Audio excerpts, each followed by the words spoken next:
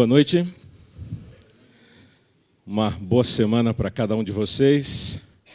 É muito bom poder voltar aqui para revê-los. Neste domingo em que eu imaginei que haveria um número menor de pessoas, pelo frio, pela chuva, vocês estão aqui. Muito bom. Parabéns pela sua fé, pela sua coragem. E nós vamos continuar com o nosso terceiro tema desta série Milagres. Seria milagres uma questão de fé? Nós estamos entendendo ao longo desses domingos que aqui estamos, que quando Jesus iniciou o seu ministério, ele iniciou o ministério transformando água e vinho em um casamento em Caná, na região da Galileia. Quando ele operou esse milagre, não havia ninguém que ainda cria no seu ministério, no seu poder, muito menos na sua divindade. Com a transformação da água em vinho, algumas pessoas começaram a crer em Jesus, mas não era uma fé ainda grande, exuberante. Ele sai de Caná, vai para sua casa, passa uns dias ali, depois ele vai até Samaria, onde ele encontra uma mulher no poço. Aquela mulher ouve de Jesus, tem um encontro pessoal com Cristo, crê nele, vai até Samaria e nós lemos na Bíblia que o testemunho daquela mulher trouxe uma grande multidão para ouvir Jesus Cristo. Houve, assim, uma grande transformação na região de Samaria pelo testemunho daquela mulher. Jesus volta de novo para Caná. E nós refletimos na semana passada o porquê dele ter voltado para Caná. Ainda não havia quem cresce nele em Nazaré, sua cidade natal. A fama de Nazaré continuava a mesma, não havia nada de bom que pudesse sair de lá. Jesus, ele continuava o mesmo galileu, o mesmo filho de carpinteiro, ele continuava ainda sem crédito, sem crença. Ele volta novamente para Caná, onde ali à distância, ele cura o filho de um oficial do rei Herodes.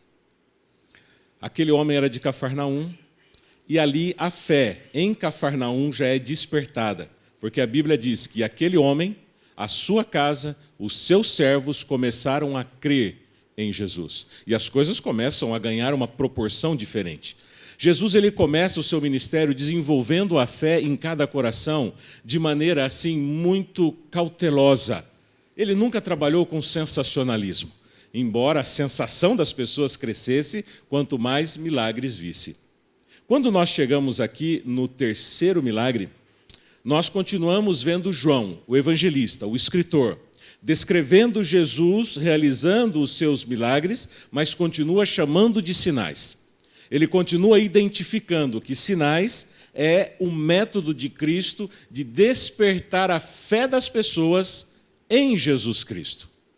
Enquanto os milagres, nós lembramos que era o destaque do poder de Deus. Usar a palavra sinais é destacar o poder da fé no coração humano de começar a crer em Cristo Jesus como Deus, como Messias. E nós vimos na semana passada que aquele homem, quando chegou até Jesus, ele chegou até Jesus sem nenhuma fé, sem nenhuma crença.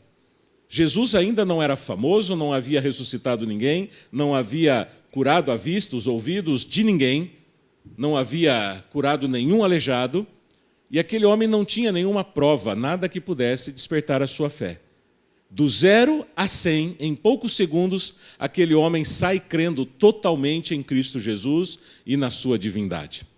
Nós provamos isso quando ele volta para casa somente no dia seguinte, para verificar se o seu filho havia ou não sido curado. Na verdade, ele não voltou para verificar, ele creu. De Cafarnaum para Caná, ele foi pedindo, quero ver para crer. E ele volta para casa crendo, sem precisar ver. E aí a gente entende que a fé começou a ser construída naquele coração. A fé começou a ser construída naquele homem. E Jesus, ele continua o seu ministério nos ensinando lições.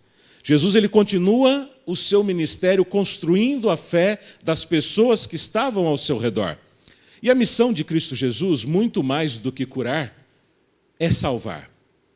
E nesse contexto que nós estamos aqui agora, nesta cura de um paralítico no tanque de Betesda, no capítulo 5 de João, eu convido você a abrir a sua Bíblia agora neste livro, nós encontramos também uma história única, interessante, com algumas lições que Jesus tem para nos ensinar. Capítulo 5 do Evangelho de João. Você pode abrir a sua Bíblia e acompanhar conosco a leitura. Passadas estas coisas, havia uma festa dos judeus e Jesus subiu para Jerusalém. Ora, existe ali junto à porta das ovelhas um tanque, chamado em hebraico Betesda, a qual tem 5 pavilhões. Neste jazia uma multidão de enfermos, cegos, coxos, paralíticos, esperando que se movesse a água, porquanto um anjo descia em certo tempo, agitando-a. E o primeiro que entrava no tanque, quando a água estava agitada, então ele sarava de qualquer doença que tivesse. Estava ali um homem, enfermo, havia 38 anos. Jesus, vendo-o deitado ali, e sabendo que estava assim há muito tempo, perguntou-lhe: queres ser curado? Respondeu então o enfermo: Senhor, não tenho ninguém que me ponha no tanque quando a água é agitada, pois quando eu vou, desce outro antes de mim. Então lhe disse Jesus: levanta-te, toma o teu leito e anda. Imediatamente o homem se viu curado, tomando o seu leito, pôs-se a andar, e aquele dia era um dia de sábado. Já no verso 14, mais tarde Jesus o encontrou no templo e lhe disse: olha, que você já está curado. Não peques mais, para que não te suceda uma coisa pior. Vamos lá, o contexto. Jesus começava a adquirir fama. Ele já era conhecido em Caná, Cafarnaum, na Galiléia. Agora ele estava em Jerusalém, um local maior, com muita gente e uma presença muito massiva da religião judaica naquele tempo. Era uma festa, havia muitas pessoas na cidade. E ele se dirige a um local específico de Jerusalém, onde havia um tanque, chamado Tanque de Betesda, que significa Casa de Misericórdia. Ali, muitos enfermos ficavam, esperando que a água se agitasse. Havia uma tradição, havia uma crença, e essa crença popular está registrada na Bíblia entre parênteses. Se você olhar na sua casa com cautela e com calma, você vai perceber que esta informação ela está entre parênteses. Por que está entre parênteses? Porque ela não pertence aos escritos originais, embora ela esteja lá anotada à margem dos escritos originais. Então, o copista, quem copiou as escrituras originais, ele colocou esta informação para nos explicar por que as pessoas ficavam no tanque de Betesda. Por que as pessoas iam até o tanque de Betesda aguardar a cura? Porque havia uma crença, que quando a água agitava, eles acreditavam que era um anjo. Um anjo descia e com suas asas agitava a água, e o primeiro que entrasse era curado. Mas olha que interessante, esta era uma crença popular antiga. Já havia muito tempo que essa crença fazia parte daquele povo. E havia muitas pessoas que ficassem no tanque. E aqui nós começamos a refletir da seguinte maneira: se quando a água agitasse, a pessoa entrasse e não fosse curada, logo não haveria ninguém naquele tanque. Não sei se você concorda comigo. Se havia pessoas no tanque, é porque realmente alguém entrava na água e esse alguém era curado. E isso intriga, porque nós sabemos que não era um anjo que descia de tempo em tempo para agitar a água. Nós sabemos que não está no ministério dos anjos efetuar cura através da água ou qualquer outro artifício. Mas o que nós devemos pensar é: o povo era curado. O que acontecia? Que a água agitava, a pessoa entrava e ela saía curada. Se não curasse, ninguém estaria ali. Não haveria uma multidão, não haveria pessoas. Jesus chega naquele tanque, encontra uma multidão de gente esparramada, enfermas, aguardando que a água se agitasse. Dentre todos, Jesus, propositalmente, intencionalmente, eu não sei, mas ele olha para aquele homem e ele se dirige àquele homem. E a história nos diz que aquele homem estava paralítico por 30 e tantos anos. Não sabemos quanto tempo ele estava no tanque, mas ele estava lá há muito tempo. Ali havia um sistema de misericórdia, de assistência social, que cuidava também de alimentar aqueles enfermos que ali passavam. Varavam dias, varavam noites, varavam semanas, aguardando que algum milagre pudesse acontecer. Alguma coisa pudesse acontecer ali. Há um tempo atrás, eu não me lembro quando, não me lembro a data, mas eu tenho isso marcado em casa, se você desejar. A revista Veja publicou um artigo falando sobre uma relação até grande de doenças psicossomáticas. Não sou psicólogo, muito menos médico, e vou apenas citar, reproduzir informações que eu li. Segundo aquele artigo da revista Veja, muitas doenças são causadas, originadas pela mente humana. São chamadas doenças psicossomáticas. Num acréscimo, a revista Veja destacou 12 doenças causadas somente pelo rancor, que é um estado emocional da pessoa. Adoece. E o que é interessante, queridos, que está havendo já, e eu não tenho propriedade para dizer isso, mas vocês podem pesquisar, são bastante inteligentes para isso, que existe uma tendência da medicina em reconhecer que há uma relação direta de doenças com o estado emocional debilitado. Ou seja, a nossa mente é capaz de produzir doenças no nosso organismo. São as chamadas doenças psicossomáticas. Eu fico imaginando que nesse processo de cura, o que estava acontecendo ali é que Jesus, quando entra na história da vida daquele homem, independente de ser uma doença causada pela sua mente ou ser uma doença real, Jesus Cristo, ele se demonstra com poder para curar tanto as doenças que têm origem na mente, quanto as doenças que têm origem no nosso organismo físico. O poder de Cristo, ele é o mesmo, porque a intenção e a ideia de Cristo ao trabalhar com a natureza humana é restaurá-lo de dentro para fora. Jesus, ele prioriza no seu ministério uma reconstrução da fé do indivíduo, trabalhando para que primeiro a sua fé seja saudável, para que sua mente seja saudável, assim o corpo tornando-se saudável também. Mas ele começa sempre através da fé. E o objetivo de Jesus nunca foi dar saúde por saúde. O objetivo de Jesus sempre foi curar para salvar. A missão de Jesus é salvar. Quando o anjo, capítulo 1 do Evangelho de Mateus, verso 21, quando o anjo aparece para a mãe de Jesus, Maria, e ela diz, olha, você terá um filho. Este filho nascerá de uma forma especial e o nome dele será Jesus. Yehoshua, o Salvador. E o anjo completa, o nome dele será Salvador, porque a missão dele será salvar a humanidade dos seus pecados. A missão primária de Cristo Jesus é salvar o homem e a mulher dos seus pecados. É salvar a mim e a você dos nossos pecados. E a salvação dos pecados produz cura, tanto física quanto mental e também espiritual. Havia muitas pessoas naquele tanque. Quais as doenças estavam presentes naquela vida? Sabe, Jesus, ele veio como um Deus. Ele veio como luz, ele veio como pão. Mas o importante é que Jesus veio até nós para poder olhar nos nossos olhos e oferecer para mim e para você, antes de mais nada, salvação.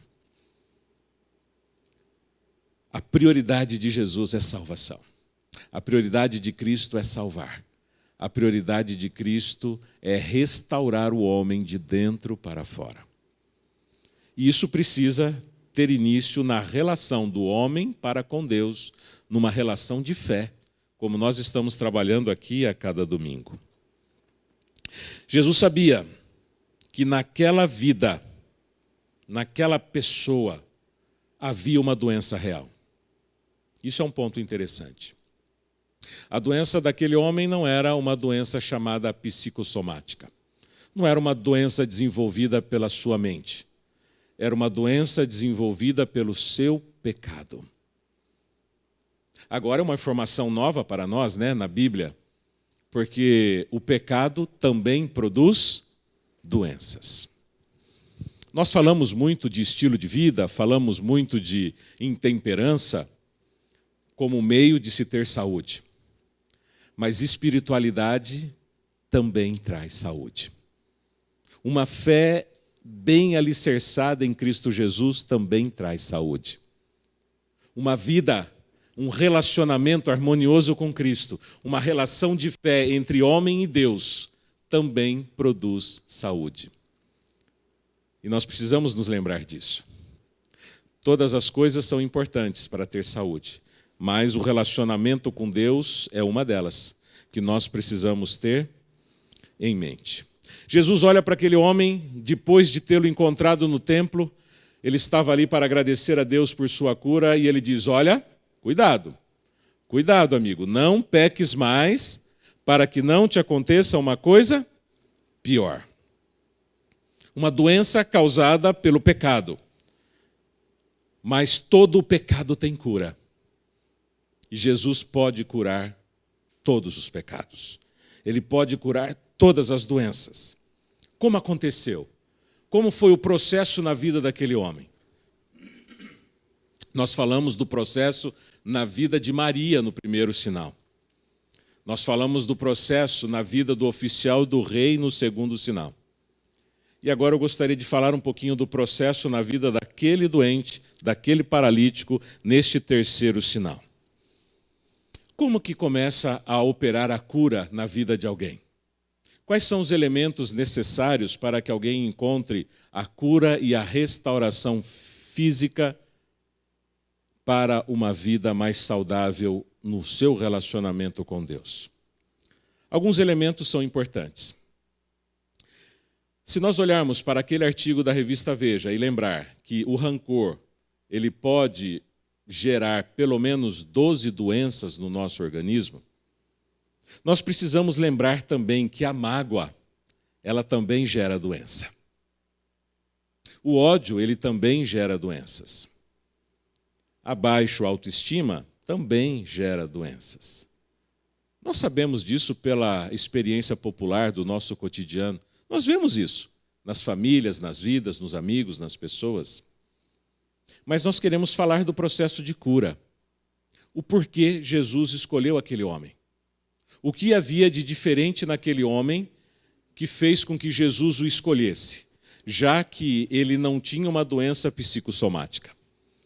Já que a água, ao ser agitada, qualquer um dos que estavam ali poderiam mergulhar e sair curado do outro lado. Jesus escolheu alguém com uma característica interessante. Primeiro, aquele homem estava doente por causa do seu pecado. E isso Jesus, ele gostaria que você saísse daqui entendendo. Uma vida de pecado é uma vida que produz doenças, sejam elas emocionais ou físicas, mas ela produz doença.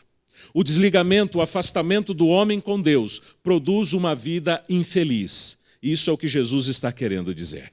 Jesus está querendo dizer que quanto mais saudável for o seu relacionamento com Cristo, mais saudável será sua mente e o seu corpo também.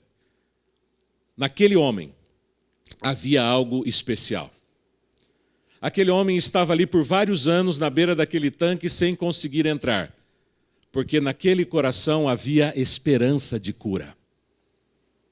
Esperança de cura é o primeiro ponto que Jesus destaca nesta história, que o coração humano precisa ter para encontrar um restabelecimento da sua saúde, seja ela física, emocional ou espiritual. A esperança. Nós não podemos abrir mão da esperança, nós não podemos abrir mão, de desejar, de almejar sempre algo melhor para nós. Nós perdemos a vida quando perdemos a esperança. Nós perdemos o foco quando perdemos a esperança. Nós perdemos um plano de futuro quando perdemos a esperança. A esperança é aquilo que motiva a vida do cristão a continuar vivendo. A esperança é aquilo que faz com que eu levante a cada manhã, dê um passo após o outro, porque eu sei que isto tem um motivo e um propósito especial. A esperança de uma vida melhor, de uma família melhor, de um lar melhor, de um casamento melhor, de um trabalho melhor, mas, acima de tudo, a esperança em um mundo melhor. E este mundo chegará quando Cristo Jesus voltar nas nuvens do céu. A esperança não pode deixar de motivar nenhuma vida, nenhum coração. E entre todos aqueles que estavam ali, havia muitos, como aquele oficial do rei, que queriam ver o milagre para depois crer. Queria ver alguém saindo da água para depois tentar mergulhar. Mas havia um homem que tinha esperança ali no coração de realmente ser curado. Ele não sabia como. Ele não tinha ideia de como. Por quê? Porque já naquele tempo havia a medicina tradicional, havia os curandeiros tradicionais, havia também os deuses da cura, como Esculápio, né? Esculápio era o deus da cura, não só para os gregos, como também para muitos judeus helenistas que tinham uma origem, uma criação grega. Vocês se lembram daquele pauzinho com uma cobrinha enrolada? Aquele é o símbolo de Esculápio, o deus da cura. Já era presente desde aquele tempo. Curandeiros, médicos, Esculápio e tinha o tanque de Betesda. Havia 4 opções de curas naquele tempo. E as pessoas tinham que escolher qual delas querer. Aquele homem, não sei se tentou outras, mas ele escolheu o tanque de Betesda. Ele estava ali no tanque de Betesda como uma opção de cura. Jesus se apresenta para ele. E ele começa a entender que a opção de cura não estava no tanque, mas estava num homem, estava num Deus, estava em Cristo Jesus. Ele começa a entender. A sua fé começa a ser despertada. Por quê? Porque ele tinha esperança. Ele esperava que algo pudesse acontecer. E enquanto houver esperança no coração humano, sempre algo de bom poderá acontecer. Só não acontece quando nós abrimos mão da esperança. Jesus viu isso naquele homem. Aquele homem tinha uma outra qualidade que fez com que Jesus o escolhesse. Ele sabia que precisava de ajuda. Jesus pergunta: o que você está fazendo aqui? Por que você não entra na água? Senhor, eu não consigo. Eu preciso de alguém que me ajude a colocar lá na água. Mas quando a água é agitada, alguém pula primeiro. Ele era alguém que precisava de ajuda e reconhecia que precisava disso. Você sabe qual que é o maior desafio hoje para curas espirituais, para curas físicas e para curas até mesmo mentais? É o sujeito que acha que não precisa de cura. É o sujeito que acha que não precisa de ajuda. As maiores dificuldades que nós temos no meio cristãos são cristãos que se acham exatamente o melhor cristão do mundo, melhores do que todos e não aceitam que precisam ser ajudados. A maior dificuldade dos psicólogos é os pacientes que não acreditam que precisam de ajuda. E os médicos também têm uma dificuldade de encontrar pacientes que acham que não precisam de medicamento e nem tratamento. Aquele homem tinha uma qualidade fantástica. Primeiro, ele tinha esperança em ser curado. Segundo, ele sabia que precisava de ajuda. Reconhecer que nós precisamos de ajuda em algum aspecto da vida é importante para que a gente alcance aquilo que nós buscamos. Se você reconhece que você precisa de ajuda no campo espiritual, você encontrará saúde espiritual. Se você reconhece que precisa de ajuda no campo emocional, você encontrará uma cura emocional. E se você entende que você precisa de ajuda fisicamente, você encontrará fisicamente a sua cura. Mas o que você não pode dizer é que você pode caminhar sozinho neste mundo. O que você não pode dizer é que você é autossuficiente nesta vida. O que você não pode dizer é que você não precisa de nada nem de ninguém, que isso é uma grande mentira. Todos nós precisamos de alguém. Todos nós precisamos de algo na nossa vida. E mais importante é que você saia daqui sabendo que muito mais do que qualquer apoio humano, nós precisamos do apoio divino de Cristo Jesus na nossa vida para nos curar, para nos transformar, de dentro para fora. Aquele homem queria, ele tinha esperança, ele desejava. E Jesus pergunta para ele, você quer ser curado? Não parece estranha essa pergunta? Poxa, o cara está ali há muitos anos no tanque. E Jesus olha para ele e fala, poxa, você não quer ser curado? A mesma pergunta que ele faria no caminho de Jericó para um cego que estava à beira do caminho.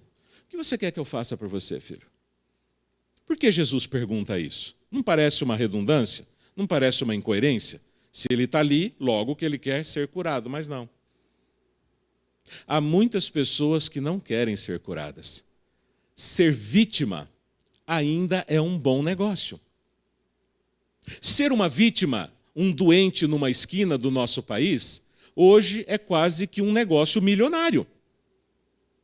Vocês já viram flagrantes de pessoas que deixam os seus carrões, descem para uma esquina se fingindo de doente, arrecadam um bom dinheiro, depois vão para casa felizes da vida? É um bom negócio. Vocês sabem também que, independente dos desvios da Previdência, existe também uma sobrecarga na Previdência de falsos doentes que estão encostados por uma doença que não existe. Ser doente é benéfico, ou pelo um benefício, um auxílio-doença que a pessoa ganha, ou por grandes somas de dinheiro numa esquina, ou simplesmente pela atenção que gera em casa. Ser doente é ser legal, é o centro das atenções, ele é o mimo da casa, ele é o mimo das pessoas, ele é a vítima que consegue aquilo que quer, por meio da sua deficiência. Por isso que Jesus pergunta para ele, porque muitos doentes não querem realmente ser curados. Eles querem continuar sendo as vítimas, o centro da atenção, querem continuar sendo os coitadinhos da casa, da família, dos amigos, da empresa. Olha, ele é doente, ele não pode ser demitido. Olha, mas coitado, ele é doente, não pode ser contrariado. Ah, mas tadinho, ele é doente, não vamos mexer com ele. Há vantagens em ser doente. Jesus não sabia qual era daquele homem. Na verdade, ele sabia. Ele sabe tudo. Desculpem por esse equívoco meu. Jesus sabe tudo. Ele sabe o que você sente, o que você pensa e o que está dentro do seu coração agora. Mas ele precisou que aquele homem falasse. Ele viu que aquele homem tinha esperança. Ele viu que aquele homem precisava de ajuda. E ele pergunta para aquele homem, você quer ser curado? Ou você quer ser uma vítima, um coitado? Você quer continuar sendo o centro das atenções pela sua debilidade? E você sabe que isso, gente, é tão complicado quando nós vivemos com alguém assim. Essa relação de dó, essa relação desconfortável. Jesus não deseja isso para ninguém. Quando Jesus veio a esse mundo, ele deixou bem claro que a relação dele com o ser humano é para que cada homem e mulher tivesse uma vida abundante. Ele disse, queridos, eu vim para que vocês tenham vida, e vida em abundância. Jesus não deseja que nós vivamos como coitados, nem espirituais e nem físicos.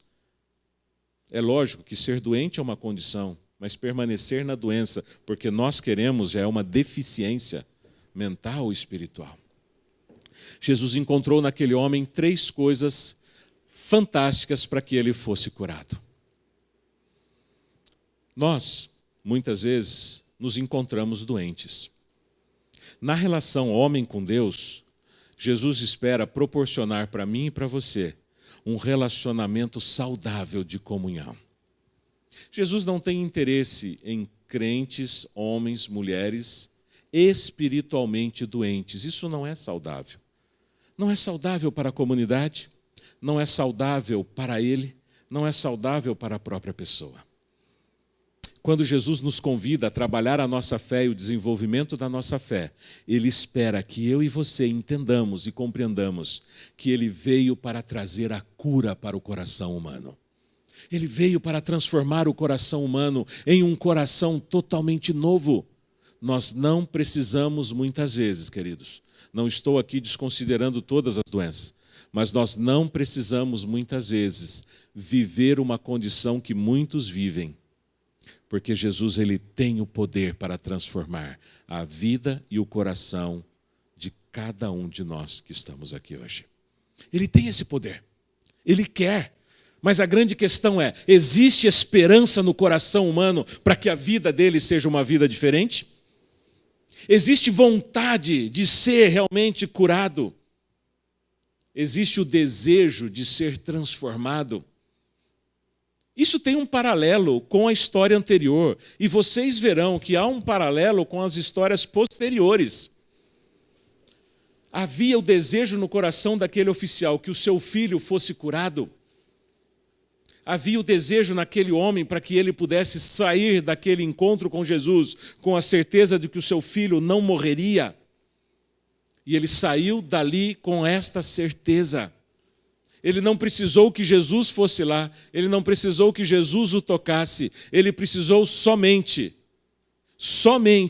mudar a sua atitude mental. Ele precisou somente fazer uma pequena reprogramação mental e sair dali crendo de todo o coração que o seu filho, a 25 quilômetros de distância, que provavelmente nem sabia que o seu pai estava com Jesus, que não tinha consciência de que ele estava com Jesus naquele momento, ele foi curado por uma disposição mental de um pai a 25 quilômetros de distância. Porque em 5 minutos aquele homem desenvolveu a esperança naquele que estava diante dele. E aquele que estava diante dele não era um carpinteiro, não era um rei, não era um servo, não era um professor. Aquele que estava diante dele era Jesus Cristo, o Senhor Todo-Poderoso. E ele saiu dali com a decisão de crer naquele Deus. E ele creu, e o seu filho foi curado. Um milagre aconteceu. A distância, 25 quilômetros de distância. Mas um milagre, queridos, que pode acontecer na minha e na sua vida. Um milagre que pode alcançar a minha família. Um milagre que pode alcançar o meu marido, a minha esposa, o meu filho, a minha filha. E pode alcançar aqueles que estão ao meu redor.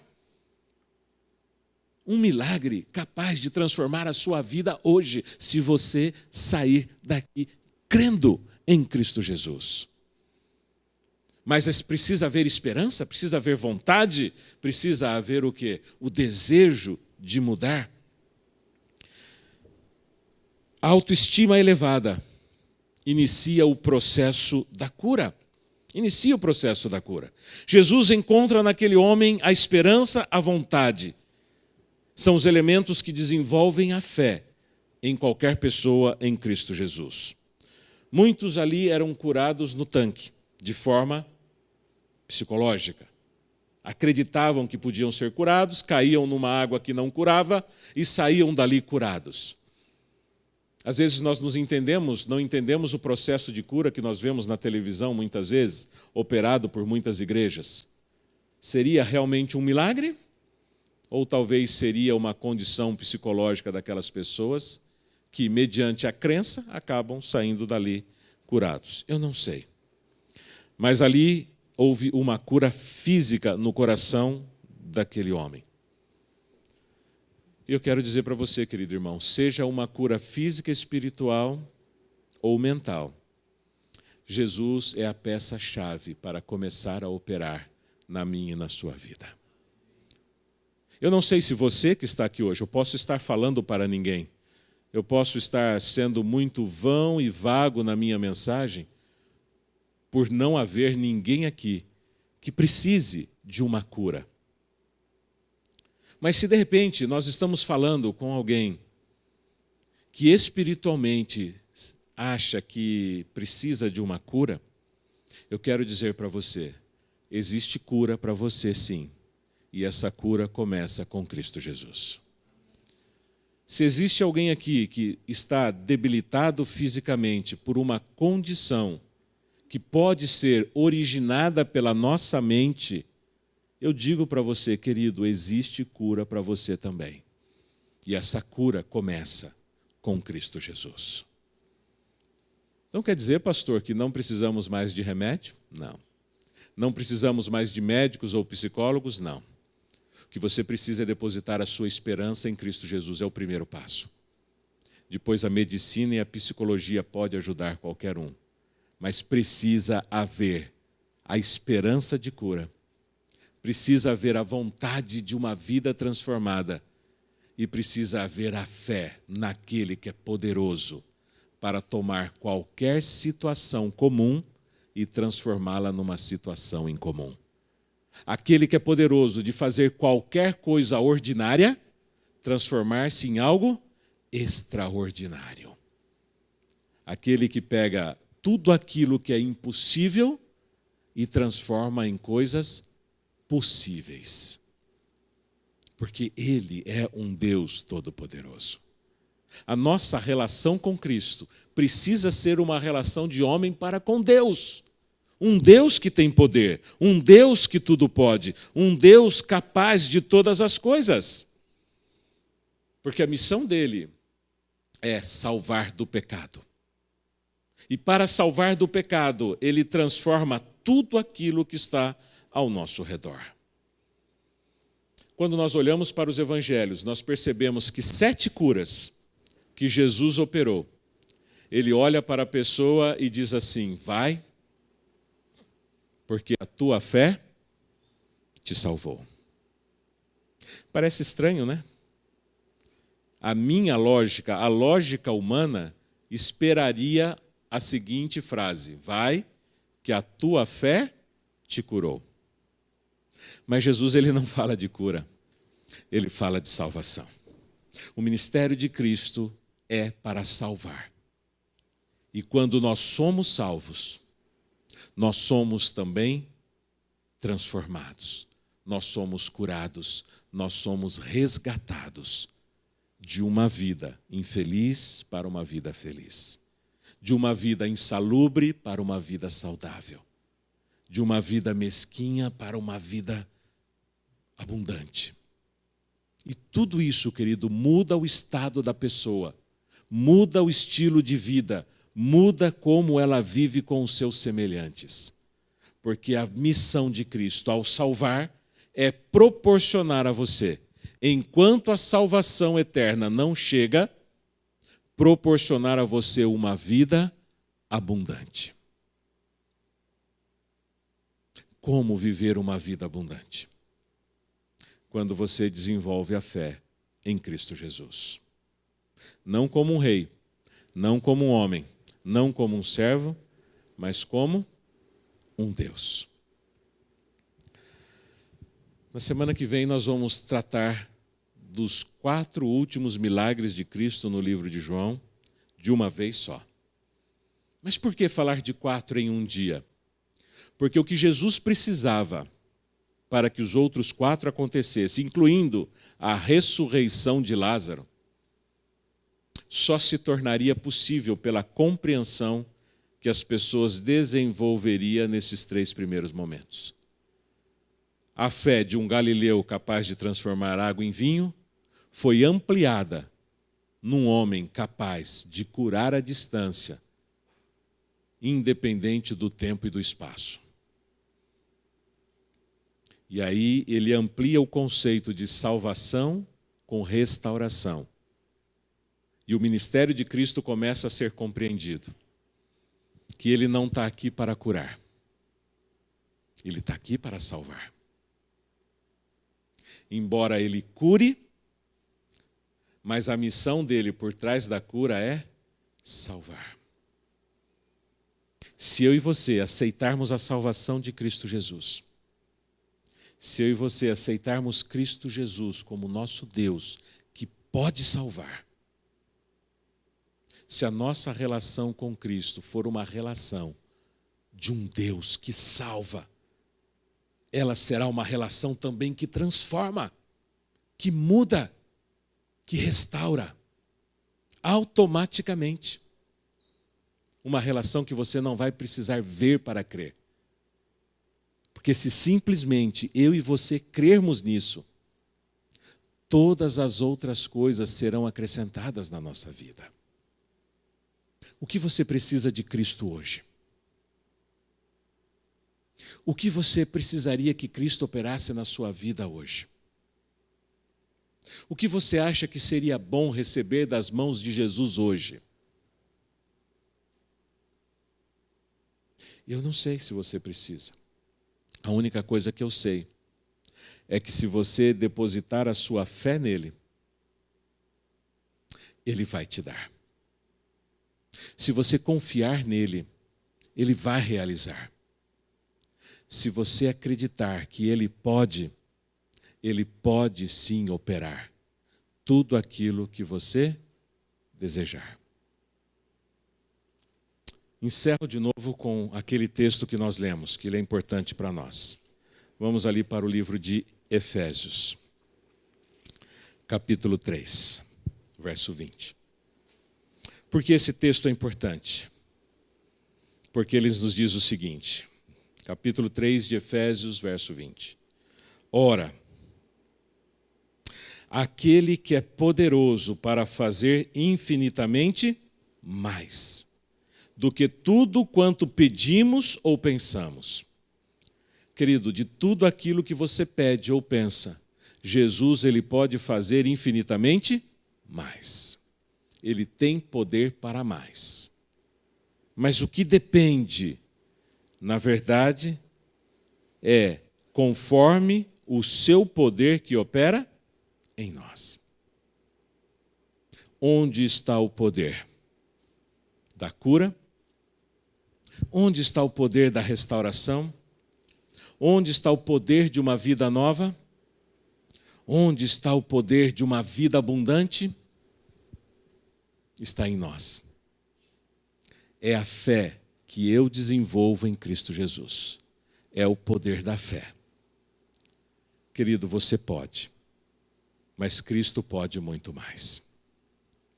E porque Ele pode muito mais, você pode sair daqui com a certeza de que aquilo que você precisa ou pensa, 1000 vezes mais Ele pode te conceder. Só depende do poder da fé que há em você. Desenvolva essa fé, pratique esta fé, aplique esta fé na sua vida e os milagres começarão a acontecer ao seu redor. É uma questão de fé. Milagres? Possíveis? Sim. Uma questão de fé? Totalmente. É a sua fé, é o seu coração que pode mudar a vida ao seu redor. Que Deus abençoe você. Que Deus ajude você e a mim a mudarmos este quadro que muitas vezes nos atrapalha. Uma vida feliz, uma vida abundante, depende muitas vezes daquilo que está aqui, na minha mente, no meu coração. Que Deus abençoe você a ter uma vida melhor com Cristo Jesus. Que Deus abençoe você a desenvolver a fé em Cristo Jesus, que nós precisamos para curar as feridas, as dores, as doenças que muitas vezes atrapalham a nossa felicidade. Que Deus abençoe você. Amém? Vamos fazer uma oração? Vamos pedir as bênçãos de Deus para esta semana. Santo Deus, eterno Pai, nós te somos gratos, Senhor, porque de muitas maneiras, por muitas vezes, o Senhor tem alcançado o seu povo, tem tocado nossas vidas e tem transformado, Pai, o ambiente em que nós estamos vivendo. Mas por muitas outras vezes nós oramos, nós pedimos, nós suplicamos e não podemos, ó Pai, notar os milagres acontecendo. Nós sabemos, ó Deus, que muita coisa depende da Tua infinita vontade. Mas também sabemos que muitas coisas dependem da fé que há no nosso coração em Cristo Jesus. E por isso, Pai, nós pedimos um pedido específico neste momento. Que o Senhor nos ajude a aumentarmos a nossa fé. Que o Senhor ajude, Pai, a trabalhar esta fé em nosso coração, em nossa mente, para que a nossa vida, no nosso cotidiano, na nossa família, possa ser uma vida melhor. Uma vida mais abundante, mais feliz, mais abençoada. O seu desejo, Pai, é que nenhum dos teus filhos perecessem neste mundo, que sofressem, que vivessem magoados, amargurados, Mas nós sabemos que isso é comum, Pai. Por isso nós pedimos a Deus que de uma maneira muito especial o Senhor visite cada coração aqui presente, Pai. O Senhor visite cada lar aqui representado. E que o Senhor Deus, em cada área necessária, o Senhor opere cura, restauração e transformação, ó Pai. Que nós saibamos, ó Deus, que há poder em Ti. Que nós reconheçamos, ó Pai, que a nossa relação contigo não é com o brother lá de cima, nem com o cara lá de cima, mas que a nossa relação é de homem para com Deus, para com o Criador, que não só nos criou, mas que também nos salvou e que muito em breve virá nos resgatar. Mas enquanto isso, nos cura, nos salve, nos transforme para a Tua honra e para a Tua glória. Nós oramos e nos entregamos em nome de Jesus. Amém. Amém. Que você tenha uma semana feliz e abençoada com Cristo Jesus.